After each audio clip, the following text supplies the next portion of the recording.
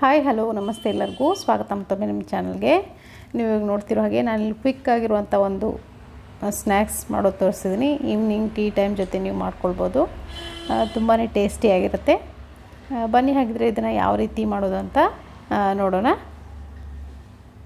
So ನಾನಿಲ್ಲಿ ಒಂದು ಪಾತ್ರೆ ಬಿಸಿ ಇಟ್ಕೊಂಡಿದ್ದೀನಿ. ಇದಕ್ಕೆ ಒಂದು ಸ್ಪೂನಷ್ಟು ಎಣ್ಣೆ ಹಾಕ್ಕೊಳ್ತಿದ್ದೀನಿ. ಎಣ್ಣೆ ಕಾದ್ಮೇಲೆ 1 ಟೀ ಸ್ಪೂನ್ ಆಗೋಷ್ಟು ಜೀರಿಗೆ ಸ್ವಲ್ಪ ಚೆನ್ನಾಗಿ ಫ್ರೈ ಆದಮೇಲೆ ನಾನಿಲ್ಲಿ ವೆಜಿಟೇಬಲ್ಸ್ ತೊಗೊಂಡಿದ್ದೀನಿ. ಈರುಳ್ಳಿ ಹಾಗೆ ಟೊಮೆಟೊ ಹಾಗೆ ಕ್ಯಾಬೇಜ್ ಕ್ಯಾರೆಟ್ ಎಲ್ಲ ತೊಗೊಂಡಿದ್ದೀನಿ. ಸಣ್ಣದಾಗಿ ಕಟ್ ಮಾಡ್ಕೊಂಡಿದ್ದೀನಿ. ನಿಮಗೆ ಎಷ್ಟಾಗುತ್ತೋ ಅಷ್ಟು ಸಣ್ಣದಾಗಿ ನೀವು ಕಟ್ ಮಾಡ್ಕೊಳ್ಬೇಕಾಗತ್ತೆ. ಇವಾಗ ನೋಡ್ತಿರ್ಬೋದು ನಾನು ಇಷ್ಟು ಸಣ್ಣದಾಗಿ ಕಟ್ ಮಾಡ್ಕೊಳ್ತೀನಿ. ಇದ್ರ ಜೊತೆಗೇ ಸ್ವಲ್ಪ 1-2 ಹಸಿಮೆಣಸಿನ್ಕಾಯಿ ಕೂಡ ಸಣ್ಣದಾಗಿ ಕಟ್ ಮಾಡಿಕೊಂಡು ಹಾಕ್ಕೊಂಡಿದ್ದೀನಿ. ನಿಮಗೆ ಹಸಿಮೆಣಸಿನ್ಕಾಯಿ ಇಷ್ಟ ಇಲ್ಲ ಅಂದರೆ ಅಚ್ಚ ಖಾರದ ಪುಡಿ ಕೂಡ ಬಳಸ್ಬೋದು. ಇವಾಗ ಸ್ವಲ್ಪ ಬಾಡಾದಮೇಲೆ ರುಚಿಗೆ ಎಷ್ಟು ಬೇಕಷ್ಟು ನೋಡಿಕೊಂಡು ಉಪ್ಪು ಹಾಕ್ಕೊಳ್ತಿದ್ದೀನಿ.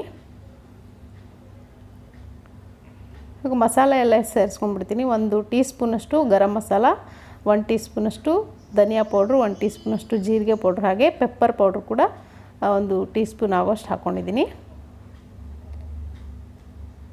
ಸ್ವಲ್ಪ ಚೆನ್ನಾಗಿ ಮಸಾಲೆ ಜೊತೆಗೆ ಫ್ರೈ ಮಾಡ್ಕೊಳ್ಳಿ. ಇದಕ್ಕೆ ನಾನು 1 ಟೇಬಲ್ ಸ್ಪೂನ್ ಆಗುವಷ್ಟು ಮೈದಾ ಹಿಟ್ಟನ್ನು ಹಾಕ್ಕೊಳ್ತಿದ್ದೀನಿ.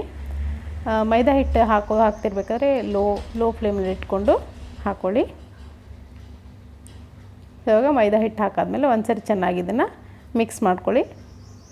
ಮುಚ್ಚಳ ಮುಚ್ಚಿ 1-2 ನಿಮಿಷ ಬಿಡ್ತೀನಿ. ಇವಾಗ ಚೆನ್ನಾಗಿ ಮೈದಾ ಬೇಯುತ್ತೆ. ಇವಾಗ ನೋಡ್ತಿರ್ಬೋದು ಒಂದೂವರೆ ನಿಮಿಷ ಬಿಟ್ಟಿದ್ದೆ. ಚೆನ್ನಾಗಿ ಮೈದಾ ವೆಜಿಟೇಬಲ್ಸ್ ಜೊತೆಗೆ ಕೋಟಿಂಗ್ ಆಗಿರುತ್ತೆ.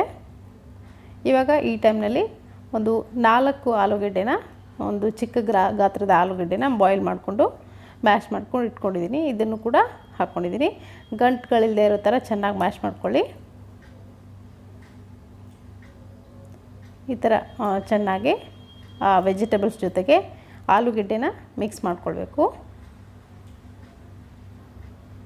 ತುಂಬಾ ಈಸಿ, ಟೇಸ್ಟಿಯಾಗಿ ಕೂಡ ಇರುತ್ತೆ. ನಿಮಗೆ ಹೊರಗಡೆ ಎಲ್ಲ ಡೊಮಿನೋಸ್ನಲ್ಲೆಲ್ಲ ಸಿಗುತ್ತಲ್ಲ ವೆಜಿಟೇಬಲ್ ಪಾಪ್ಸ್ ಅಂತ, ಆ ಥರ ಟೇಸ್ಟ್ ಇರುತ್ತೆ.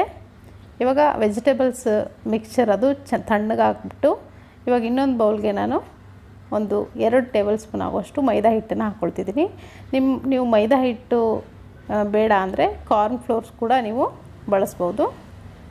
ಕಾರ್ನ್ ಫ್ಲೋರ್ನು ಕೂಡ 1-2 ಟೇಬಲ್ ಸ್ಪೂನ್ ತೊಗೊಂಡು ಸ್ವಲ್ಪ ಈ ಥರ ಸ್ವಲ್ಪ ಗಟ್ಟಿನೂ ಅಲ್ಲ ತೆಳ್ಳಗೂ ಅಲ್ಲ ಆ ಥರ ಕಲಿಸ್ಕೊಳ್ಬೇಕು ನೀರು ಹಾಕಿ. ಇವಾಗ ಇನ್ನೊಂದು ಪ್ಲೇಟ್ಗೆ ನಾನು ಬ್ರೆಡ್ ಕ್ರಮ್ಸ್ ಹಾಕ್ಕೊಳ್ತಿದ್ದೀನಿ. ಸೊ ಪ್ರತಿಯೊಬ್ಬರ ಮನೆಯಲ್ಲೂ ಬ್ರೆಡ್ಸು ಇದ್ದೇ ಇರುತ್ತೆ. 4 ಉಳಿಯುತ್ತೆ. ಕೊನೆಗೆ ಅದನ್ನು ಚೆನ್ನಾಗಿ ಒಣಗಿಸಿ ಮಿಕ್ಸರ್ ಜಾರ್ಗೆ ಹಾಕ್ಕೊಂಡು ಪುಡಿ ಮಾಡ್ಕೊಂಡು ಇಟ್ಕೊಂಡ್ರೆ ಆಯಿತು. ಈ ಥರ ಸ್ನ್ಯಾಕ್ಸ್ ಮಾಡೋವಾಗ ಯೂಸ್ ಆಗುತ್ತೆ. ಇವಾಗ ಇದು ಕೂಡ ತಣ್ಣಗಾಗಿದೆ ಮಿಕ್ಸರ್. ಇದರಿಂದ ನಿಮ್ಗೆ ಯಾವ ಸೈಜ್ನಲ್ಲಿ ಬೇಕೋ ಆ ಸೈಜ್ನಲ್ಲಿ ನೋಡಿ ನಾನಿಲ್ಲಿ ಈ ಥರ ಉಂಡೆ ಮಾಡ್ಕೊಂಡು ಇಟ್ಕೊಳ್ತಿದ್ದೀನಿ. ಇವಾಗ ಒಂದೊಂದಾಗೆ ತೊಗೊಂಡು ನಿಮ್ಗೆ ಯಾವ ಶೇಪ್ನಲ್ಲಿ ಬೇಕೋ ಆ ಶೇಪ್ನಲ್ಲಿ ನೀವು ಇದನ್ನು ಮಾಡ್ಕೊಳ್ಬಹುದು. ನಾನಿಲ್ಲಿ ಒಂದು ಟ್ರಯಾಂಗಲ್ ಶೇಪ್ನಲ್ಲಿ ಮಾಡ್ಕೊಳ್ತಿದ್ದೀನಿ. ನಿಮ್ಮ ಹತ್ರ ಇದ್ರದ್ದು ಅಚ್ಚೇನಾದರೂ ಇದ್ದರೆ ಯಾವುದಾದ್ರೂ ಡಿಸೈನ್ದು ಅದನ್ನು ಕೂಡ ಮಾಡ್ಕೊಳ್ಬೋದು. ಆ ಥರ ಸ್ವಲ್ಪ ಕೈಗೆ ಎಣ್ಣೆ ಹಚ್ಕೊಂಡು ಮಾಡ್ಕೊಳ್ಳಿ. ಆವಾಗ ನೀಟಾಗಿ ನಿಮ್ಗೆ ಯಾವ ಆಕಾರಕ್ಕೆ ಬೇಕೋ ಆ ಆಕಾರಕ್ಕೆ ಚೆನ್ನಾಗೇ ಬರುತ್ತೆ. ಖಂಡಿತವಾಗ್ಲೂ ನೀವು ಇದನ್ನು ನೋಡ್ಕೊಂಡಾದಮೇಲೆ ಮನೆಯಲ್ಲಿ ಮಾಡ್ಕೊಂಡು ನೋಡಿ, ತುಂಬ ಚೆನ್ನಾಗಿರುತ್ತೆ ಟೇಸ್ಟು. ಸೊ ನೀವು ಇವಾಗ ಈ ಆಲೂಗೆಡ್ಡೆ ಒಳಗಡೆ ಚೀಸ್ ಕೂಡ ಹಾಕಿ ನೀವು ಮಾಡ್ಕೊಳ್ಬೋದು. ಅಂದರೆ ಚೀಸನ್ನು ಒಳಗಡೆ ಸ್ಟಫ್ ಮಾಡಿ ಈ ಥರ ಮಾಡ್ಕೊಳ್ಬೋದು. ಇವಾಗ ಮಿಕ್ಸ್ಚರ್ ನೋಡಿ, ಈ ಮೈದಾ ಮಿಕ್ಸ್ಚರ್ ಏನಿದೆ ಇದನ್ನು ಚೆನ್ನಾಗಿ ಮಿಕ್ಸ್ ಮಾಡ್ಕೊಳ್ಳಿ. ಯಾಕಂದರೆ ತಳಕ್ಕೆ ಕೂತ್ಕೊಂಡಿರುತ್ತೆ ಮಿಕ್ಸ್ಚರು ಹಿಟ್ಟು. ಅದಕ್ಕೋಸ್ಕರ ಸ್ವಲ್ಪ ಮಿಕ್ಸ್ ಮಾಡಿಕೊಂಡೇ ಇದನ್ನು ಈ ಥರ ಡಿಪ್ ಮಾಡ್ಕೊಳ್ಳಿ. ಒಂದೊಂದಾಗೆ ಈ ಥರ ತಗೊಂಡು ಮೈದಾನಲ್ಲಿ ಡಿಪ್ ಮಾಡಾದಮೇಲೆ ಬ್ರೆಡ್ ಕ್ರಮ್ಸ್ನ ಒಂದು ಕೋಟಿಂಗ್ ಬರೋ ಥರ ನೀವು ಕೈಯಿಂದ ಈ ಥರ ಮಾಡ್ಕೊಳ್ಬೇಕು. ಬ್ರೆಡ್ ಕ್ರಮ್ಸ್ನ ಆದಷ್ಟು ನುಣ್ಣಗೆ ಮಾಡಿದ್ರೆ ತುಂಬ ಚೆನ್ನಾಗಿ ಬರುತ್ತೆ. ಇವಾಗ ನೋಡ್ತಿರ್ಬೋದು ಈ ಥರ ನಾನು ಎಲ್ಲವನ್ನು ರೆಡಿ ಮಾಡಿ ಇಟ್ಕೊಳ್ತೀನಿ. ಈ ಥರ ಮೈದಾ ಮಿಕ್ಸ್ನಲ್ಲಿ ಡಿಪ್ ಮಾಡಿ ಇದನ್ನು ಸ್ಪೂನಿಂದನೇ ತೆಗೀರಿ. ಕೈಯಿಂದ ತೆಗೆಯೋಕ್ಕೆ ಹೋದರೆ ಆಲ್ಮೋಸ್ಟ್ ಕಟ್ಟಾಗೋ ಚಾನ್ಸಸ್ ಇರುತ್ತೆ.